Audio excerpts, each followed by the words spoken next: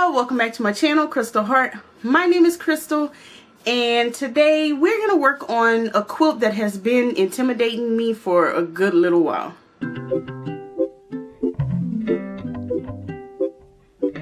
Alright, before we get into this new project that I'm starting, y'all hit the thumbs up button. Y'all also hit the subscribe button if you're not subscribed. The little bell button to let you know every time that I post or whenever we go live, which is 7 p.m. Friday nights. All the links are in the description box for the Facebook group, Instagram, Etsy shop, all those things. So look in the description box for all the details on everything going on. So there's this quilt that I was in awe when I seen it on Instagram. It is by Freebird Quilts, and I was just in awe, and I knew that I wanted to do this quilt. So I bought the pattern, and it's been a lot. So this is the quilt. It's a mandala quilt. It's called Mandalightful by Freebird Quilting Designs. And I think it's an Australian based company, but so it's an all applique quilt. I don't really do applique, so it's kind of been intimidating me when I don't think it should be, because I've started a little bit on the very beginning of it and it seems like it's not going to be that difficult, hopefully. So I'm gonna let y'all know my thoughts on the pattern, the design, and also how I've started this. Y'all not gonna see a finished project in this video. I'm gonna just make videos along the way to kind of show y'all my progress. But first things first, let's talk about me buying the pattern and that whole process. So I seen the pattern on Instagram. I'll have the Instagram or the website link below for Freebird Quilt Designs, just so if you want to get this pattern, you can find them. But I've been seeing it on Instagram. I don't know if it was promoted posts, that's why I was seeing it so much, but I ended up following the Instagram page and just seeing all the posts, because she has so many beautiful quilts. This is just the one that I picked, but if everything goes well, I'll pick a different one as well. But she has so many beautiful, beautiful quilts. I purchased the quilt. It was in Australian dollars, but I think it worked out to be around between $13 and $15 US dollar. I'm not positive, y'all, because it was on sale at the time. So right now, I think it's $18 Australian. I'll post it right here if I remember. If not, just hit the link and go check it out if you want to buy it. So when you get the pattern emailed to you, I bought digital because I'm not in Australia and I didn't want to pay for shipping. But when you get the pattern digital, the PDF comes to your email. So if you do purchase this, I suggest as soon as you open that PDF, save the file, because even though you purchased it, it will lock you out if you click on it more than 2 or 3 times. And that's what happened to me. I clicked on it, came back, clicked again because I was reading it but not saving it, and then came back, clicked again, and it told me that I was out of clicks. So I had to email her, and then she reinstated the clicks. So then I went in and saved the PDF, but it did the same thing after that as well. So if I wouldn't have saved it, I would have had to email her again. So I don't know why it does that, because usually when you buy PDFs, you can go in and click on it as many times as you need, but not this one. Alright, now they're cutting grass outside, so hopefully y'all don't hear too much of that. Once I got all that squared away, I needed to print. And she tells you in the pattern, because this is templates, you need the templates to do. All of these are templates. And she also sells the acrylic templates if you want them. But to print out the templates from the pattern, she describes in the pattern that it's legal sized paper, which is like 11 by 17. And yeah, I couldn't print that on my printer. I don't have that kind of paper and print on my printer. So that's where I was having trouble with getting the sizing right for the templates. So I ended up just deciding to send it off to Office Depot to get printed. So I got it all printed on these huge papers, and I did it in cardstock so that it could just be durable, because I mean, I can't just print it off again at home.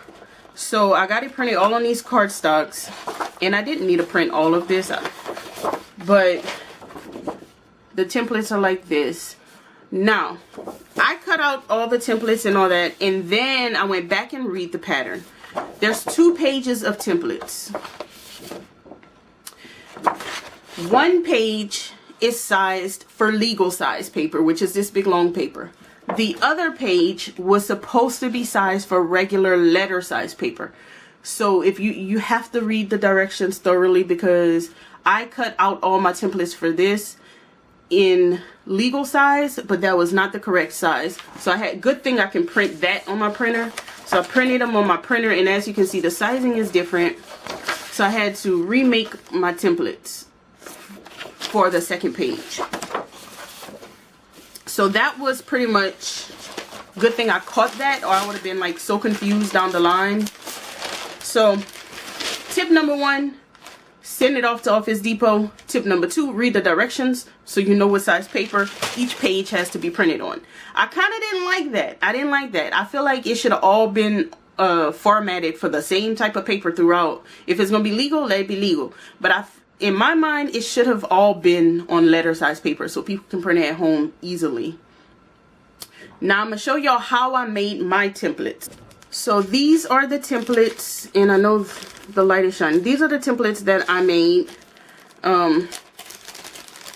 so that I don't cut out the one on the cardstock.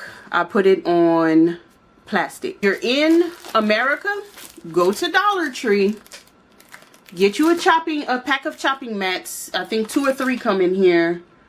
Two come in here. They're pretty big. This is the one that I use. I didn't even use a full one. I didn't even use a full one for this. And then all you have to do is place it over, trace it with a Sharpie, and then cut it out with scissors.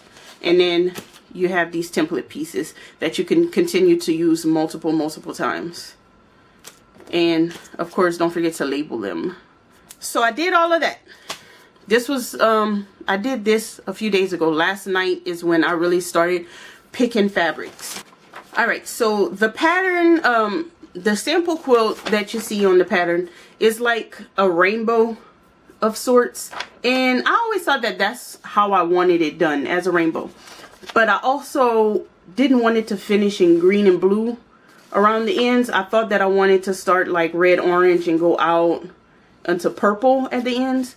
But yesterday when I wanted to start this, I kind of switched gears on that. And I talked to my husband, Joseph, because I had ideas. And sometimes I go to him and just ask him for advice, because who else am I going to ask? So I was thinking, these are the ideas I had. Do the rainbow, do pink and purples only, do yellows only, because yellow and mustard yellow is my favorite colors, or to do a sunset vibe where it's like oranges and yellows that go into pinks and purples. So that ended up being what he decided on, and then I thought it was a good idea too. So I started pulling some fabrics. I'm going to show y'all what I already cut this very center. I'm going to show y'all that, and I'm going to show y'all the fabric decisions that I made. So let's go over to the design board so I can show y'all. It's like this big, y'all, and I haven't even picked a background fabric. I've only cut the pieces for the center, and then I'll also describe to y'all how I cut those pieces. And yeah, and that'll be what this video is, and then in the next few videos we'll see it come more to life. But let's go look at that. Alright, so this is where we are right now. This is a art gallery fabric I picked for the center. I love the flower, so I just kind of fussy cut and got that flower into the center circle. I got yellow, just a solid like mustard yellow. I don't know if the color is really picking up, but it's more of a mustardy golden yellow. And then this is another art gallery fabric, and it's more of an orangey with yellow tones. And I cut them all out and I put them onto this design wall, but I don't know what the background fabric will be yet, so I can't do anything as far as putting it onto the background piece. But yeah, so that's what we got. I'm gonna show y'all some of the other fabrics. Okay, so these are some of the fabrics that I chose. I think I'm gonna go into like a purple next, and this is another art gallery fabric. I think I'm gonna go into a purple next and start fading into a pink. I don't have any pinks pulled. These are some of the oranges that I pulled for like sunset vibes. I already started tracing. This is the next color. I started tracing for that template. So I'm gonna tell y'all about this. I'm sure y'all have all heard of Heat. I'm sure y'all have all heard of Heat and Bond, and mine is kind of raggedy because I've had it for so long. But this is what it looks like. This is the lightweight Heat and Bond. It's iron on and sewable. I'm not a professional at this, but basically all you do is whatever piece of fabric, you kind of choose how big you need your fabric to trace your template on. You cut the Heat and Bond to the same size that you cut your fabric to. There's one side that's bumpy, just like interfacing, and you iron the bumpy side, you put towards the back of the fabric, and then the other side is paper, and you put your iron on the paper and iron it onto your fabric, and then it's stuck like this. Then you can either trace on the back or you can trace on the front. If you have a erasable like a friction pen or something, you could trace it on the front, and then you just cut out your pieces. Simple as that. I did order me, because Heat and Bond is a single side fusible webbing, I ordered me a double-sided fusible webbing so that whenever you take off the paper, that this here will be kind of tacky, so you can stick it and position it and reposition it to your background. I think it will be easier when I start getting to the bigger section. I'll be able to, you know, make sure everything is where it needs to be and staying there until I get the iron to it. So, but for now, I'm using Heat and Bond until that comes in. I'll cut all these templates out, and then you take the paper off the back, and then this part you iron to your background, and then you can stitch your pieces on however you choose on the machine or whatever. I'm doing raw edge applique. If I didn't say that before, I'm doing raw edge applique. That is gonna be the easiest thing for me right now for my first time. I've never done needle turn. I've never done any other kind. So raw edge applique is what I choose to do. Alright, y'all, I'm really excited to get this project underway. It started, but I'm excited to see it come together. If y'all have ideas on what the background color can be, I know y'all haven't seen too much of the fabric, but I need a background. Like, what background would go well with this sunset vibe? I don't know.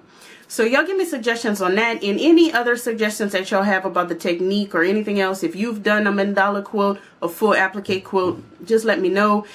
Show pictures of your quilts in the Facebook group. If you're not in the Facebook group, it is linked below, but come to the group, show me pictures of your mandala quilts, your full applique quilts, whatever. And that's about it, y'all. If y'all have not liked the video yet, y'all go ahead and like that video and hit that subscribe button, and I'll see you guys next time. Bye.